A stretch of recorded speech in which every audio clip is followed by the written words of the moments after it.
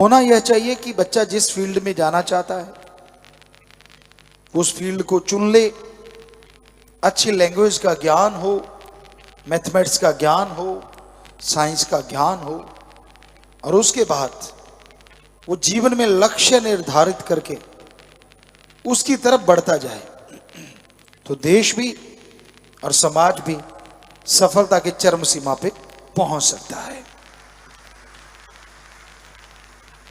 इंसान पढ़ा कुछ और है, रियल लाइफ में कर कुछ और रहा है। कईयों को तो कॉलेज में जाते +2 में क्या पढ़ा था याद ही नहीं, कॉलेज पढ़ गए तो पहले क्या था वो याद नहीं, और उसकी जरूरत भी नहीं याद करने की, तो फिर वो पढ़ाए क्यों? अगर वो दिलो दिमाग में बिठाना ही नहीं और उसके आने वाले टाइम में कोई जरूरत ही नहीं, तो फिर क्यों ना जिसकी जरूरत है वही बचपन से पढ़ाया जाए। और इंसान पता नहीं सफलता के कितने झंडे गाड़ दे, उस सब्जेक्ट को लेके, उस विषय को लेके वो पढ़ता जाए तो तरक्की बेहद ज्यादा करेगा।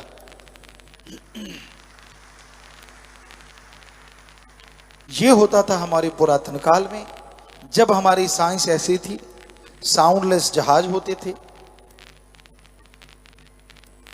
जब चाहे बरसात करवा लेते थे, एटम परमाणु बेहद घातक यंत्र या शास्त्र, अस्त्र शस्त्र कहें, सब होते थे, लेकिन उनको रोकने का भी उनको तरीका आया करता था। कितनी बड़ी साइंस रही होगी, जब चाहे बरसात करवा लो, जब चाहे रोक दो, जब चाहे सर्दी में गर्मी पैदा कर दो और गर्मी में सर्दी पैदा कर दो वातावरण में। क्या कमाल था, साउंडलेस जहाज थे। तो साइंस इसलिए तरक्की करती थी क्योंकि जिसका जो टैलेंट होता था, एक उम्र तक सब सब्जेक्ट पढ़ाए जाते थे ताकि बच्चे में निखार आ जाए, बुद्धि तीक्ष्ण हो जाए, और उसके बाद फिर सब्जेक्ट चुन के उस पर पूरा ध्यान दिया जाता था।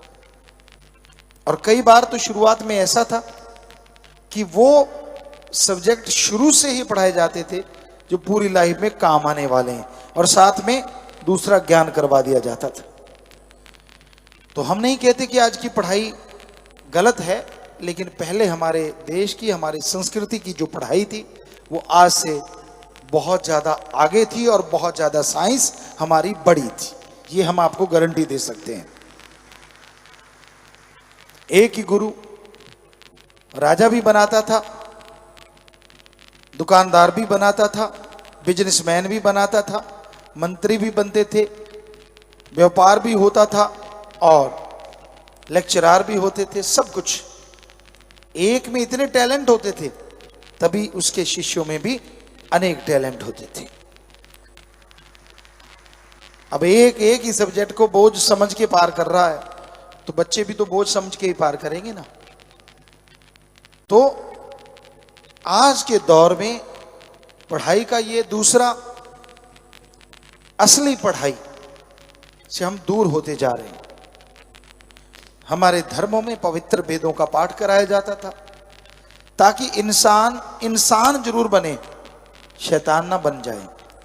इंसानियत में गुण क्या होते हैं, दूसरों का भला कैसे करना है, हमारी सभ्यता क्या है, बोलने का अंदाज क्या है, व्यवहार कैसा होना चाहिए, सत्कार करना करवाना कैसे चाहिए, ये हमारी सभ्यता में सिखाया जाता था। राम से प्यार, अल्लाह वाहिगुरु गॉड खुदा रब, जिसके अरबों नाम पड़ गए, सबसे पहले रम था और फिर राम, तो उससे प्यार करना सिखाया जाता था ताकि इंसान का आत्मबल बुलंद रहे और वो आत्मबल के सहारे, विल पावर के सहारे दुनिया की तमाम परेशानियों को, तमाम दुख तकलीफों को दूर कर सके। आज वो सब्जेक्ट ही हट गया है। आज तो बच्चा गर्भ में होता है, माँ बाप पहले सोचते हैं ये क्या बनेगा, ऑफिसर बनेगा, फलां बनेगा, बिजनेसमैन बनेगा, यानी नोटों की मशीन बनाना पहले शुरू कर देते हैं वो इंसान बनेगा कि नहीं बनेगा इसके बारे में कोई ध्यान नहीं देता। और पुरातन हमारी सभ्यता ये थी, पहले सोचा जाता था कि ये इंसान बनेगा, बाकी तो गुरुकुल में गुरुदेव बनाएंगे जो बनेगा। और है भी सच।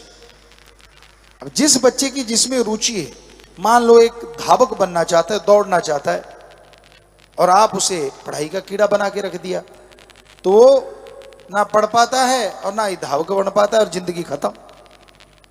एक बहुत पढ़ना चाहता है और उसके माँ बाप प्लेयर है, नहीं जी तुझे तो खेलना ही है, तो ना वो पढ़ पाता है ना खेल पाता है।